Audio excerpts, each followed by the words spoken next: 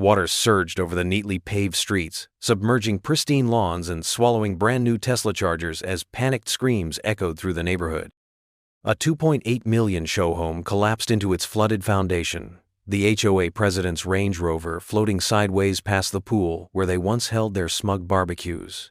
Sirens wailed in the distance. I stood on a nearby ridge, sipping coffee, watching the man-made paradise I never authorized drown under 10 million gallons of redirected reservoir pressure. I didn't scream. I didn't gloat. I just whispered, "How's that for violating my property lines?" Ever wonder what happens when the HOA messes with the wrong county official? When I got the call, I was on my third straight day of meetings in D.C., so tired I could barely feel my own skin.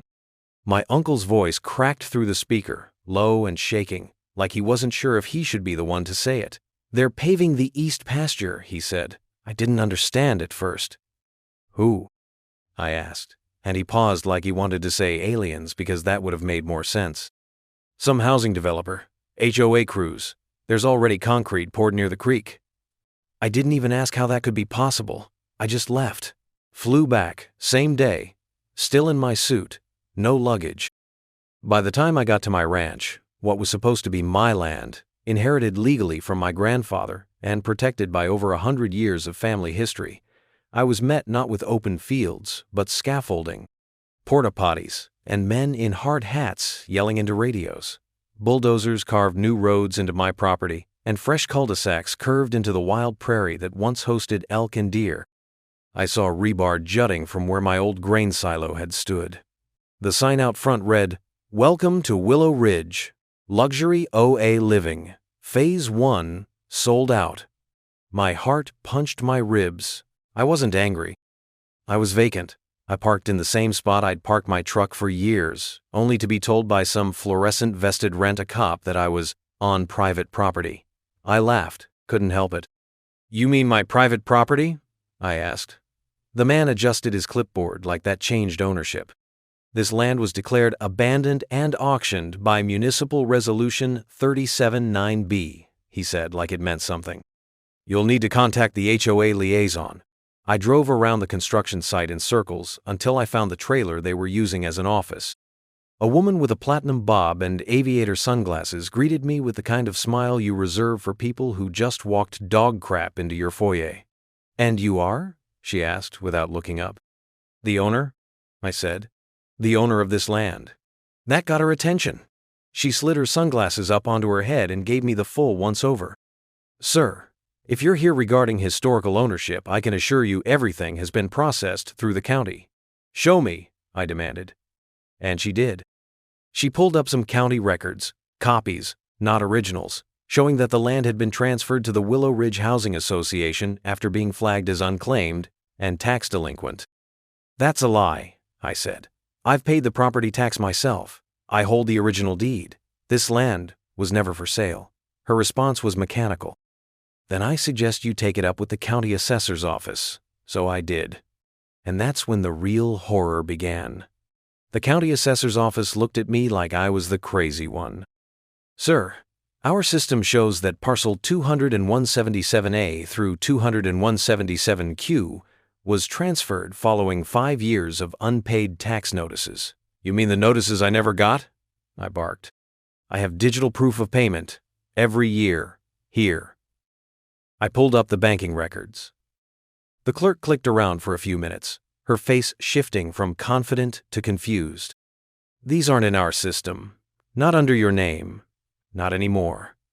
And just like that, my identity had been stripped from the land like a name scratched off a headstone. When I demanded an investigation, the clerk politely gave me a phone number for the County Land Review Committee. That call led me to a voicemail that never returned my messages. I showed up in person the next day, wearing my water district badge, hoping to add weight to my authority. Didn't help. I wasn't just being ignored.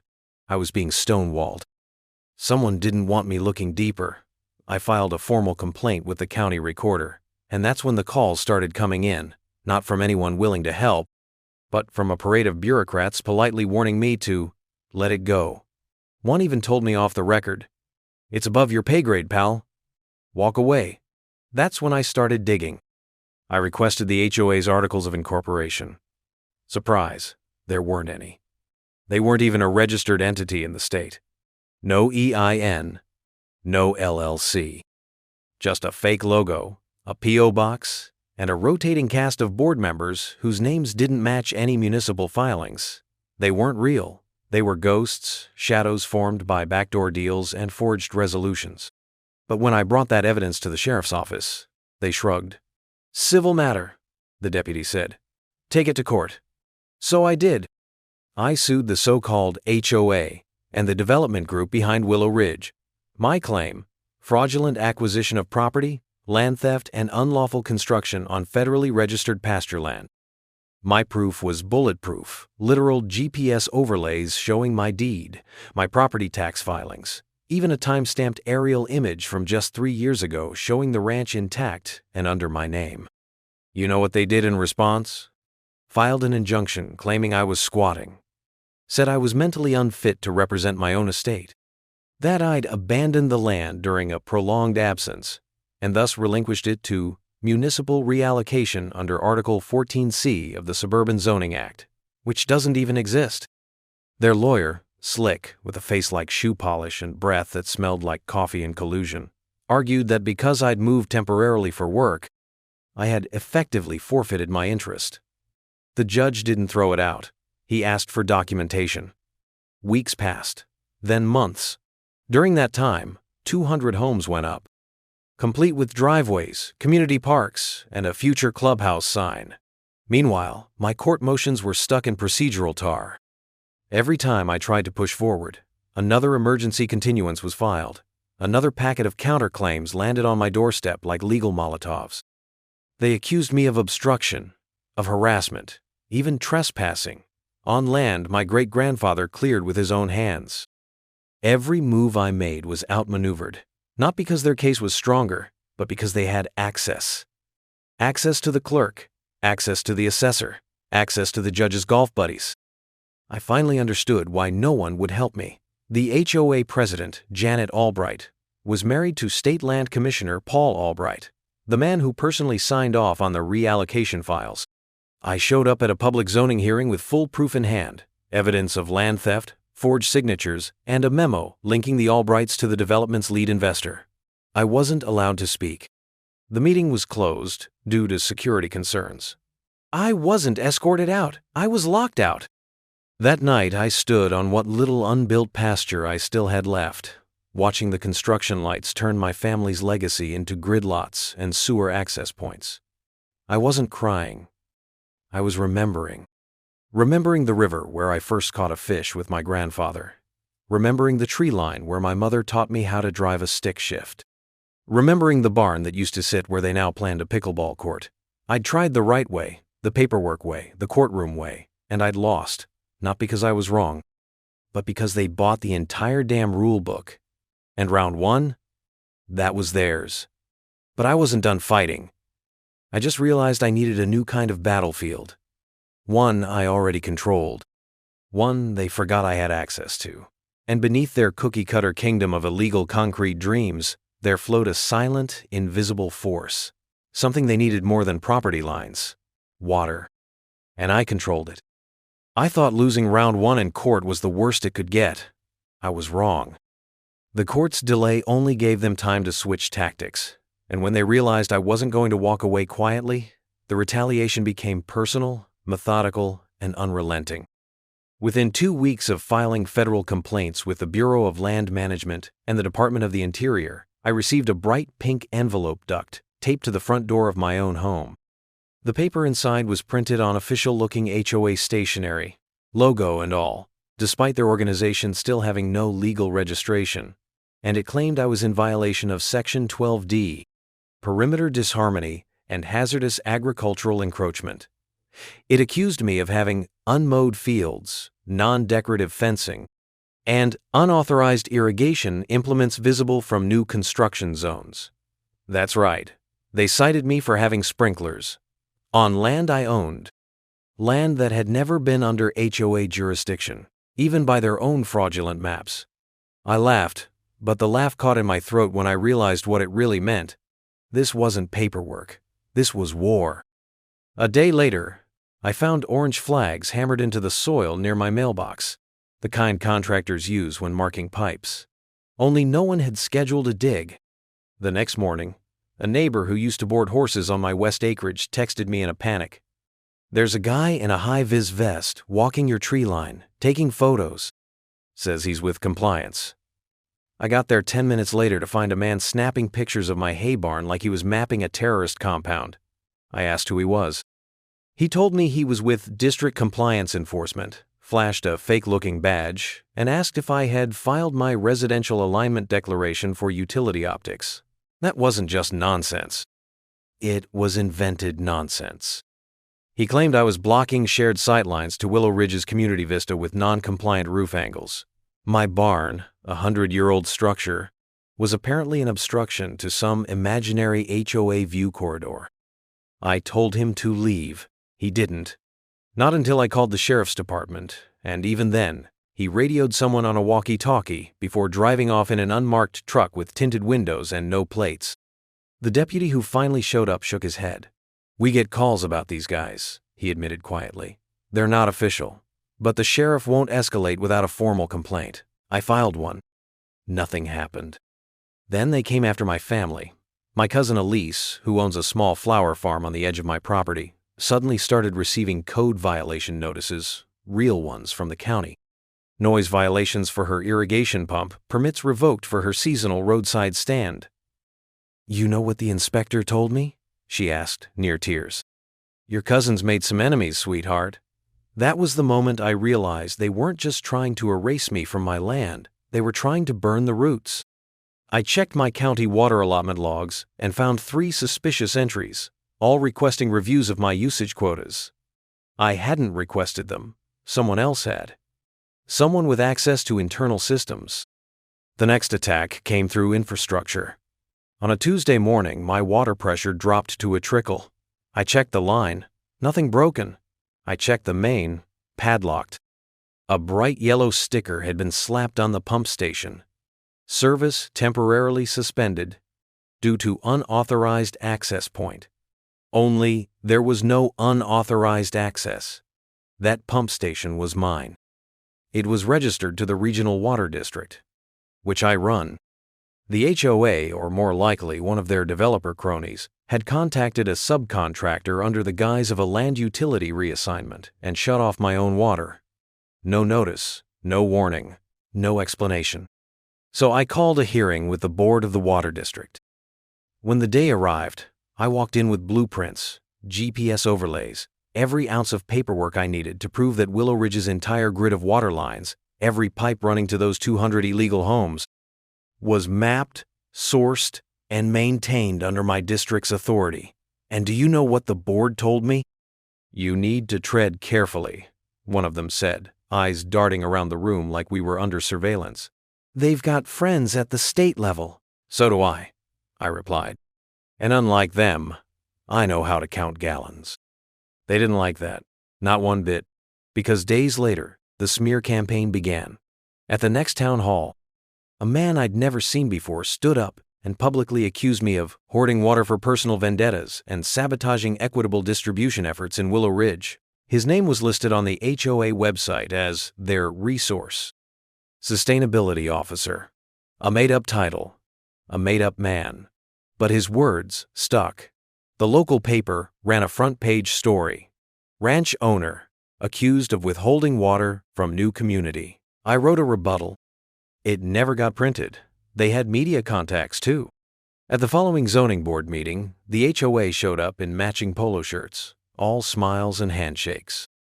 One of their reps presented a slideshow claiming I was impeding necessary infrastructure growth by refusing to modernize legacy systems, with photos of my irrigation lines, my corral, even my old pickup truck used as evidence of my outdated practices. Then came the moment that made my blood go cold. They displayed an altered map showing my house as part of their planned Phase 3 recreational zone. My house, my porch, the land I'd inherited, built on, and fought for. They labeled it Potential Dog Park. That night, I sat on the same porch they wanted to bulldoze and watched a convoy of black SUVs drive slowly past my fence line. Headlights off. Surveillance cameras I'd installed near my barn suddenly cut out. The next morning, I found tire tracks across the north pasture and a drone tangled in one of the cottonwoods. I kept the drone. Downloaded the footage.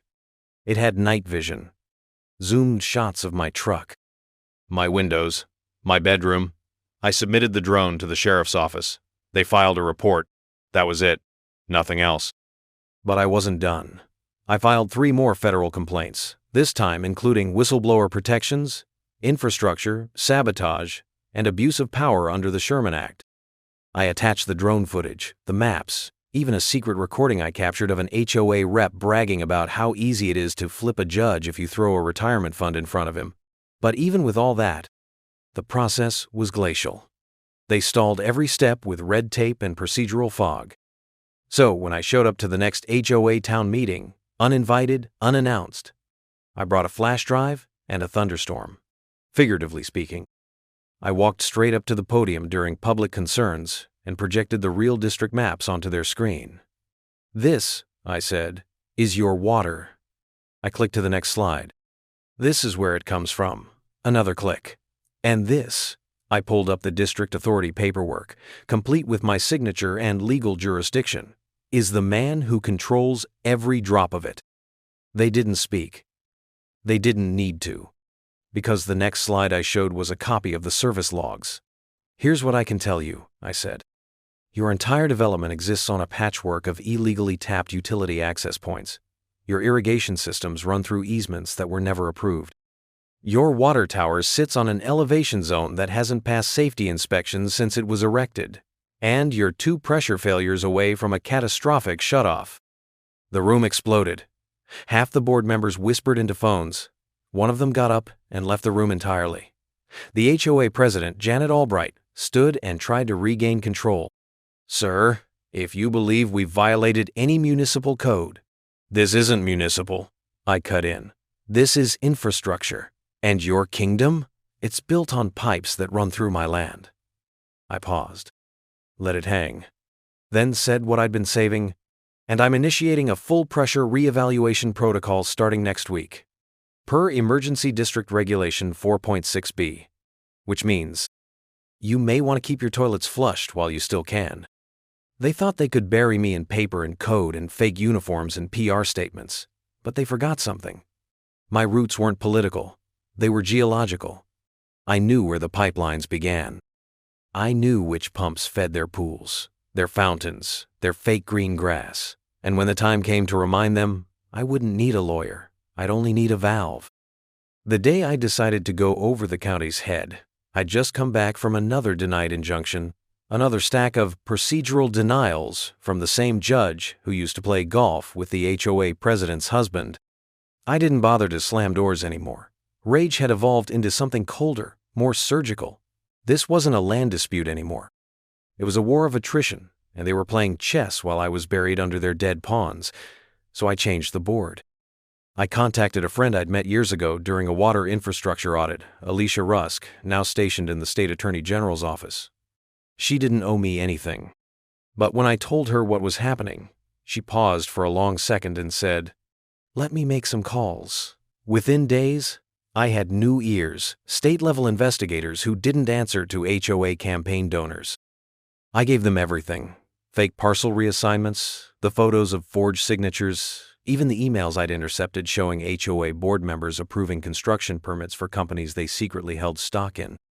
I traced ownership of the so-called Willow Ridge Development Group through a maze of shell companies registered in Nevada, Delaware, and finally, a dead-end address in Barbados. The same 6 names kept appearing. OA President Janet Albright, her husband Commissioner Paul Albright, Zoning Board Director Craig Velson, 2 real estate investment consultants, and a woman listed only as L. Hyder, a silent partner who turned out to be the assistant treasurer of the HOA. But the minute I filed that evidence into a new federal complaint, they struck first. They filed a defamation suit against me so fast it had to have been drafted weeks in advance. A 100-page accusation claiming I was spreading provably false allegations, threatening public safety, slandering elected officials, and engaging in eco-terrorism. That's the word they used. Eco-terrorism.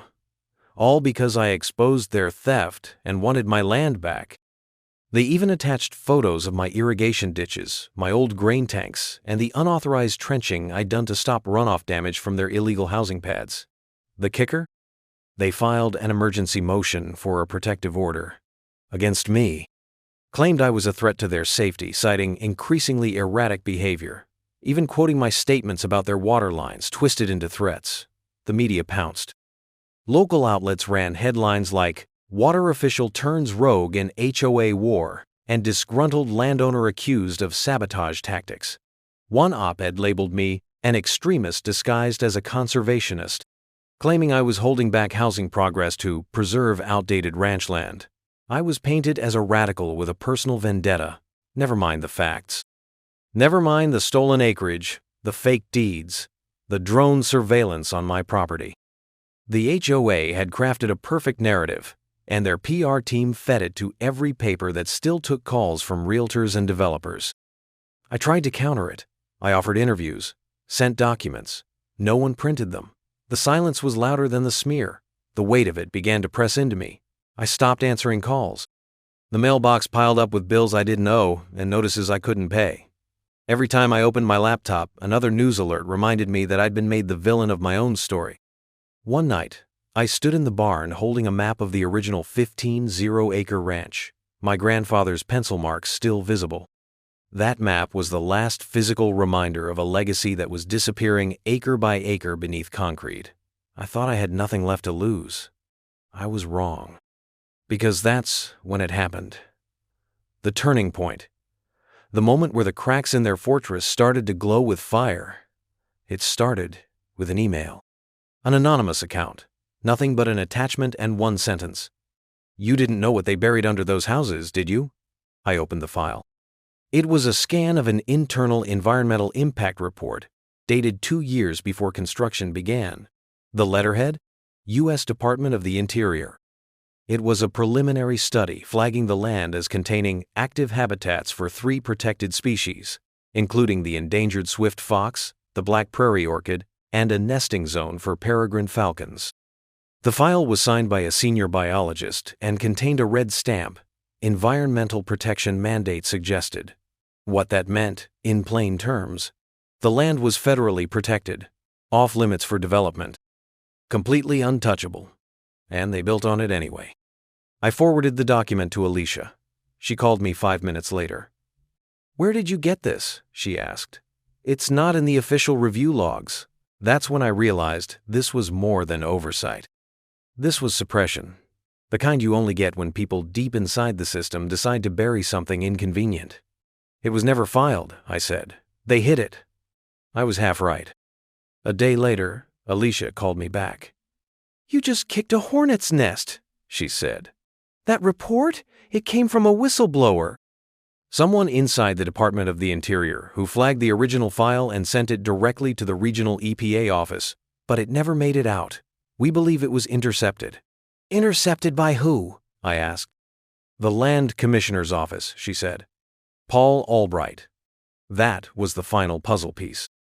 The same man who signed off on the fraudulent land auction was the same one who received the initial protected habitat alert, and then sat on it, quietly reclassifying the land under multi-use rural development, with a waiver signed by a now-retired biologist who hasn't answered calls in 6 months. It was criminal, plain and simple, and it went all the way up. Alicia told me to stay quiet while her office prepared a formal referral to the DOJ. But that whistleblower wasn't done. A second document arrived 2 days later. This time, it was an aerial survey, infrared imaging, time-stamped to 16 months ago. It showed bulldozers digging through the edge of a protected wetlands corridor that fed into an aquifer. They dumped debris into the waterway and paved over a breeding ground for swift foxes after they knew what it was. That was enough. Alicia sent the files to the Office of the Inspector General. Within a week, the Department of the Interior launched an emergency investigation. News trucks finally started showing up, but not to talk to the HOA. They wanted to hear from me. Now, the headlines flipped. Illegal housing development on protected federal land? Whistleblower uncovers suppressed habitat report. Tied to state land commissioner. The same outlets that ignored me a month ago now blasted their front pages with satellite photos of bulldozed wetland and the glowing red thermal zones that showed where wildlife once thrived. Suddenly, I wasn't a disgruntled rancher. I was the man who blew the whistle on a multi-million-dollar environmental crime. HOA members started deleting their LinkedIn profiles. Paul Albright announced a temporary leave of absence. The mayor's office issued a statement calling for a full review of zoning ethics. Even the judge who denied my injunction quietly recused himself from further litigation. But the most satisfying moment came when the U.S. Fish and Wildlife Service issued a cease and desist order on all further development on my land, my stolen land. Bulldozers went silent. Work crews disappeared. Half-finished homes sat frozen as if someone had hit pause on a nightmare. And finally, the media started asking the right questions. How did a fake HOA get approval to build on federally protected land? How many local officials were complicit in the fraud? And why did no one listen when the rightful owner begged for help? The answer was simple. They thought I was powerless. They thought I was outgunned. They thought I'd go down quietly, buried in paperwork and bad press. But they forgot one thing. Some land remembers who it belongs to. And the dirt under Willow Ridge? It never forgot my name. The moment I got the call from the Department of the Interior confirming the injunction, I knew I'd won the moral war. But the battlefield still looked like hell. Willow Ridge remained intact, the structures still standing like monuments to fraud, every illegal roof tile casting a shadow over the land they stole. Their machinery was silent, but not gone. The court process to dismantle the development would take years: environmental hearings, zoning reversals, damage assessments, appeals. I couldn't wait. Not after everything they did. Not after they tried to erase my family's history, brand me as an eco-terrorist, fine me for breathing on my own land. So I did what they never imagined. I'd have the audacity, or the authority, to do. I went to work. Legitimately. Within the jurisdiction of my office as the acting county water infrastructure manager. You see, I'd been documenting water mismanagement by the HOA for months. Overflowing gray water into the aquifer recharge basin. Unpermitted tap-ins. Deliberate blockage of runoff channels that were critical to prairie restoration. And then there was the final straw. The one detail no one outside my office knew. Their stormwater diversion trench, illegally dug along the southern edge of the development, had ruptured a historical spill path that fed into a now degraded wetland. That wetland, incidentally, still existed on paper as a protected watershed. A watershed I had the legal authority to restore. So I invoked it. I filed the paperwork myself under the Clean Water Act, Section 404C, Emergency Environmental Water Redistribution for Habitat Stabilization. The signatures were real. The plan was legal. The execution? Catastrophic, at least for them. I gave the order to activate Valve Grid 6B, which controlled the dormant channel that ran right through the lowest point of Willow Ridge's luxury Phase 1 development. And then I turned on the pumps. 5 industrial intake units. 2 million gallons of water per hour. Flowing straight into the marshes that once cooled the hooves of grazing elk and now happened to sit directly beneath 67 McMansions, a dog park, and a half-completed HOA clubhouse with gold-lettered signs that read, "Members Only." Within 4 hours, the water had reached street level. Within 6, the first foundations began to crack. By midnight, basements were submerged. Lawn furniture floated like abandoned debris. I watched from the ridge, sipping the same coffee they once laughed at me for brewing outside my barn, while power transformers sparked like dying fireflies in the flood. They called it a disaster. I called it restoration. Panic erupted fast. Homeowners who'd never once bothered to learn who owned the land beneath their granite countertops now stood waist-deep in brown floodwater, screaming into their cell phones. The HOA said it was safe. Why didn't they stop this? What do you mean it's legal? FEMA arrived 3 days later. They thought it was a dam failure. I showed them the paperwork. They blinked. Reread it. called the Army Corps of Engineers. They confirmed it. The water diversion wasn't just authorized, it was federally mandated. The wetland had been documented. The HOA had built on top of a protected floodplain, and no, I wasn't liable. In fact, I was required to act. The Department of the Interior issued a joint statement. The Habitat Restoration Project on Parcel 200-177 is in full compliance with federal orders. Any structural damage to unauthorized developments is the responsibility of those who ignored environmental law. The HOA collapsed in a matter of days. Karen, real name Janet Albright, was arrested for conspiracy, falsifying public documents, and environmental fraud. Her husband, Commissioner Paul Albright, resigned before he could be indicted. But not before the Attorney General issued a subpoena for every land transfer he'd signed in the past 6 years. The HOA board scattered like roaches in daylight. Half of them claimed they had no idea the land was stolen. The other half lawyered up and tried to blame each other. Didn't matter. The fraud was too deep, too documented. My federal suit, still pending through the U.S. District Court, was suddenly fast-tracked.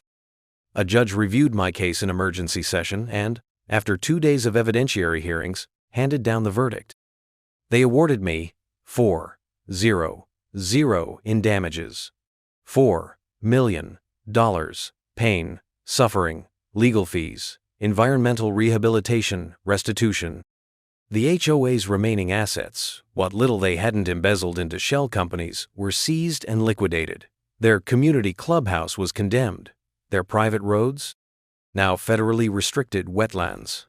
FEMA redrew the flood map. Willow Ridge was declared non-habitable due to foundational instability, ongoing subsidence, and permanent aquifer swell. Translation? No one could rebuild there. Ever. The development was officially wiped off the registry. It vanished from county maps like it never existed. And me? I didn't keep the land. I let it heal. Took the $4 million and bought a fresh 20-acre tract just west of the governor's own ranch, a parcel 3 times more isolated, 10 times harder to reach, and absolutely untouchable by any HOA jurisdiction. No roads in, no signs out. My perimeter was sealed. Motion sensors, drones, livestock patrols, triple reinforced well systems. I rebuilt the barn, added solar, rebuilt the creek path with my own 2 hands, just like my grandfather did. And then I built something no one saw coming. A monument. Not for me, not for revenge, but for memory. A stone marker engraved with the words, "This land belongs to the ones who never left." I don't go to town much anymore. I hear they renamed the HOA district to Historic Wetland Preserve. School buses take kids on field trips there now, learning how greed nearly destroyed a prairie. Sometimes I get letters, former residents of Willow Ridge who lost everything, asking if they can come by and see the land they didn't realize they were squatting on. I never answer. Not out of spite. Out of peace. Because I earned something far rarer than retribution. I earned silence. True, sovereign silence. The kind you only find when every echo of injustice has been drowned beneath water, truth, and the full weight of the law. They built on stolen earth. I buried them in it.